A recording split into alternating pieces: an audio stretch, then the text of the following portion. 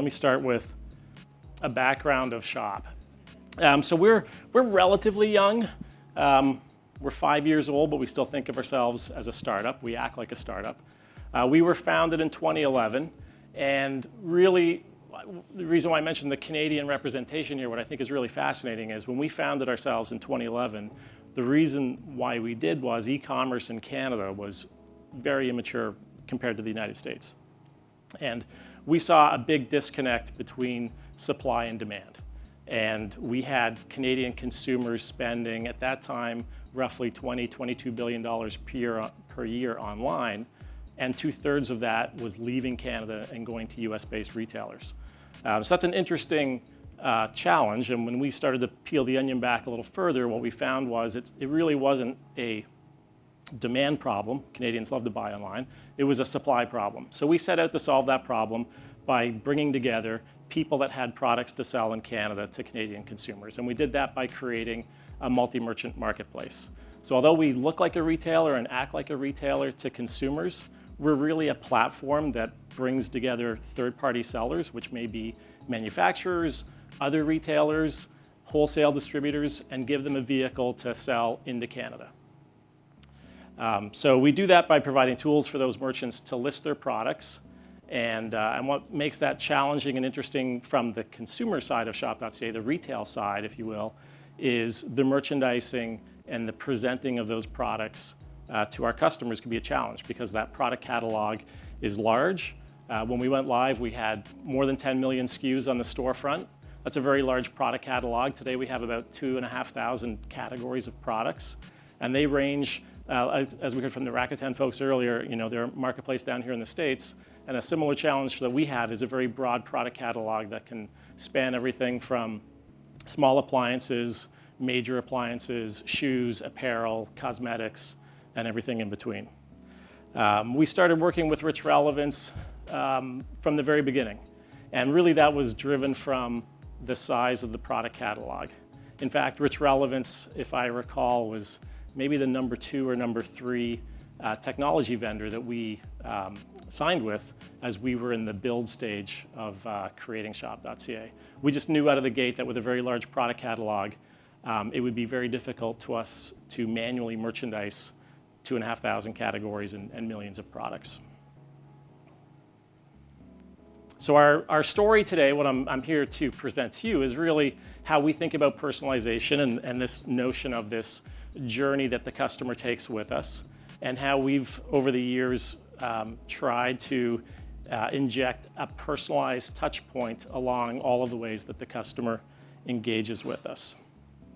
And again, the reasons that brought us to personalization, we selfishly approached it from just a scarcity of manpower resources initially. That with a very large product catalog, we needed tools to effectively promote products to customers. And naturally that goes along with increased conversion rate and revenue, but as time has gone on, we've really seen opportunities to leverage personalization for getting customers to come back to the site more frequently, making the site more relevant for them, deeper engagement, longer time on site, et cetera. So those are the types of metrics we look at, and personalization for us now really extends across the whole end-to-end customer lifecycle. I think I take every solution Amrita throws my way. We love innovating. We have a very small technology team at SHOP, but we work very hard, and we're always curious to try new things. So in the very beginning, we had the recommendation product on the storefront. We had recommendations in email. As time went on, we extended that to include a MyRex landing page, which I'll show in a moment. We've then added on over time the auto type ahead search. We're soon to roll out the category sort, search sort, personalization. And most recently, we've rolled out engage and content personalization on the storefront. So as you shop at SHOP.CA, as you visit us, you'll start to see that personalization story evolve over time. As we learn more about you, we start to present more information back towards you. And we start the personalization story right from the very first entry point into the storefront, which is our homepage. And one of our interesting challenges that we have, and I heard questions earlier today, so I think this is something that other folks struggle with, is differentiating new visitors versus repeat visitors. For us, about 2/3 of our traffic every day is someone that's never been to our storefront before. So that's an interesting marketing problem to solve on how to present products when that person you have zero history about. So that's something we continue to try and improve and innovate on. As you browse SHOP.CA, we present product recommendations really throughout the browse experience on the site. We have many placement areas. We have category page, product page, the auto-suggest search, as I mentioned, home page, the add to cart pop-up, the cart page itself, order complete page. We've got recs covered. We're using the SEO feature from RichRelevance, which I don't know if many of you have explored, but that one we like a lot, where, again, with many visitors coming in that are net new to us, and particularly about half of that new traffic every day is organic through SEO, when you land on our page as an organic visitor, we're presenting recommended products so we push the page down and present recommended products at the top of the page. With the theory being that we want to avoid a bounce for an SEO visitor. So they might have landed on a deep link to a product page. If it wasn't exactly what they're looking for, at least we have recs across the top to keep them engaged on the site. Most of our outbound emails have some degree of personalization in it, including the operational emails. So our order confirmation emails have got personalized product, cross-sell, upsell in them.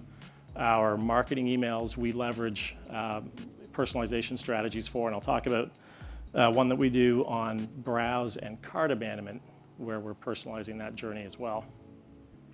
And then something that we did last year, which I think is kind of cool, is we took RichRelevance deeper into the customer experience to now areas that the customer doesn't even see themselves, which is our CSR portal, and I'll share that one. So just some screenshots here of some of the areas that we use and personalize. This is a part of our homepage, and this is one of our just internal shop challenges. We historically have come from a mindset of candidly throw stuff on the wall and see what sticks. So our homepage has been, over time, started off small and then kept growing. And we have this internal battle with different category owners and merchandisers that always want to get some part of the pie on the homepage.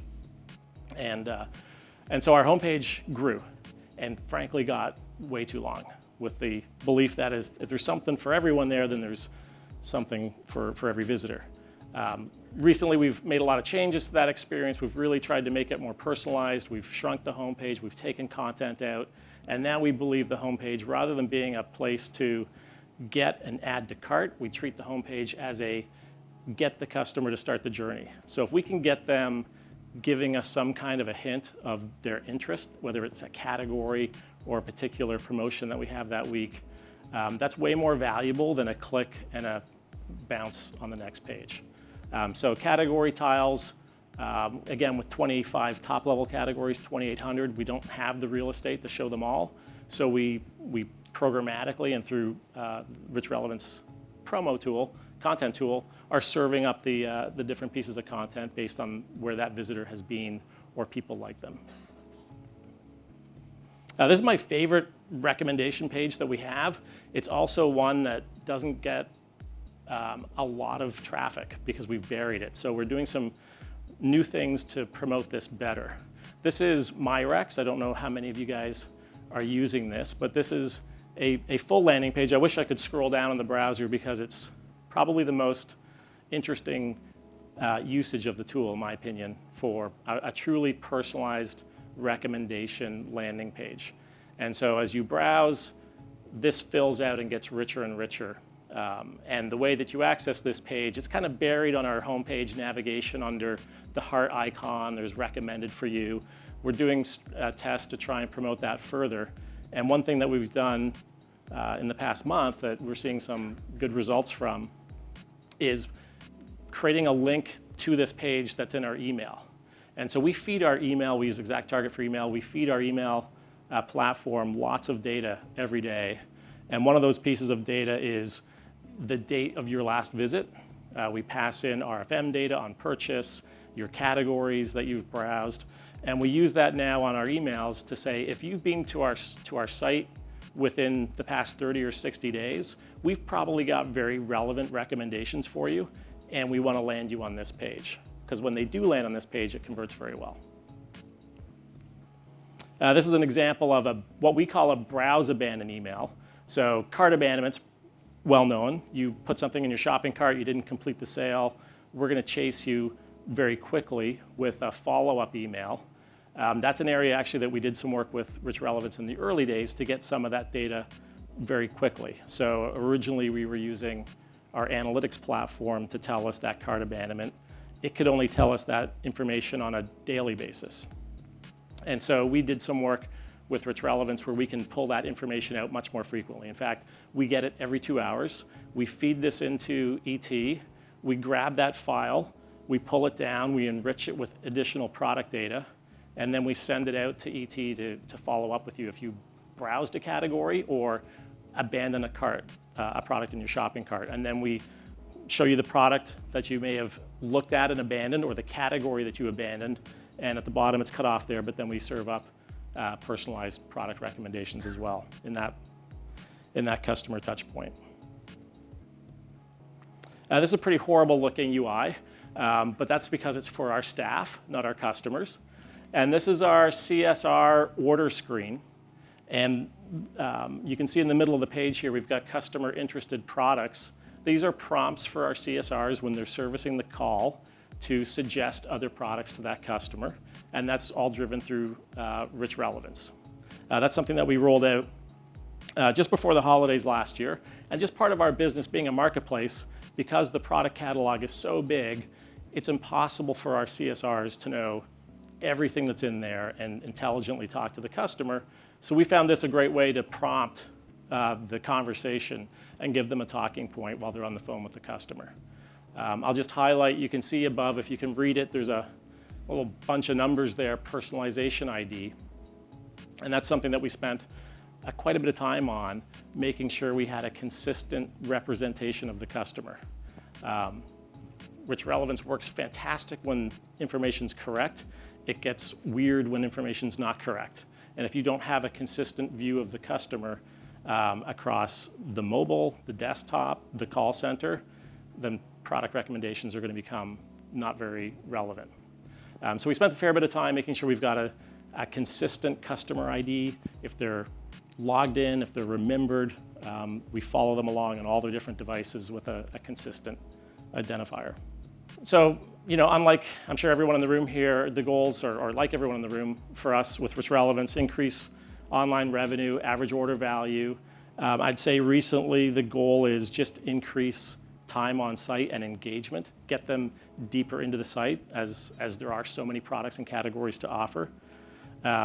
Margin for us is a really important one. When you're a marketplace, we have retailers that pay us to sell their product, and we're taking a piece of their margin, so the margin that we have to work with is very narrow. And so we do a lot of configuration and boost and block rules within RichRelevance to protect our margin dollars. So we carefully consider the margin of the category of the product, and should we recommend or not recommend a particular product. That one I'll just call out as an interesting thing to be cognizant of as you guys are using some of the strategies to tune and tweak the recommendations. Sometimes there's unperceived consequences. So this is one that when we rolled this out, we didn't realize the implications it would have in some parts of the site. So we use the type ahead search, which if you guys have seen, you start typing and then there's recommended products below. When you start to constrain recs on which products it can suggest, that can influence also the type ahead search. And that's not, a typical user wouldn't expect that. If they're searching for jeans, they should see jeans, even though jeans to us might be a lower margin category and we may not want to recommend it. So a call out there is just be thoughtful of strategies and placements. They're not always intuitive, and we certainly learned through that exercise. Conversion rate, repeat frequency, marketing efficiency. One of the other areas that we focus a lot on is just driving down our cost to acquire an order. We think a lot about that given the small margin we have to play with. And so as we can inform at every customer touch point a chance to convert with a very relevant story. That's one way that we're able to do that. And then finally, mobile tablet was a big one for us last year. We rolled out a responsive website, did a complete redesign, and again, just a caveat or a thought for you there. If you guys are going through that exercise, be mindful of how placements respond in a responsive website, and don't hide them without telling RichRelevance that you're hiding them, because now it thinks it's serving content that no one's clicking on because they can't see it. And that has a negative impact on the learning of the platform. So that's something that we learned, and sharing that with you. So the results through all of these exercises, this is year over year, so this information is really the year 2015, if you will, when a lot of these initiatives were rolled out. Our average order value in the year improved 46%. We improved our margin take rate, which for us as a marketplace is really important, by 30%. We rolled out the customer engagement in our call center, and across the storefront had a 15% improvement in conversion rate, which is a great win for us. On the repeat side, 10% improvement in our active customer base. That's a measurement of what percentage or what quantity of our customers have made a purchase in the past 12 months. We drove down our cost to acquire an order by 48%. And then really on the right-hand side, that's a whole bunch of stats on mobile and tablet. And I can tell you from our case, last year in June, we rolled out responsive. It's right around the same time that Google made some changes on PageRank favoring responsive websites. We saw a really significant increase in SEO traffic. Mobile for us last year was maybe 30% of traffic. Today, it's generally on average 50%. On weekends can be as much as 60% of our traffic from mobile. So a lot of thought for us on how to improve that customer experience in mobile, and we saw some great results on conversion and improvement with rolling out that responsive site. Interestingly, time on site went the opposite direction, and we think that's really customers now with a mobile phone, they're in and out, they're much more transaction oriented, and so they're not spending as much time browsing around. So that has us thinking about how do we react to that, and what would we do differently on the mobile experience with a very transaction oriented consumer.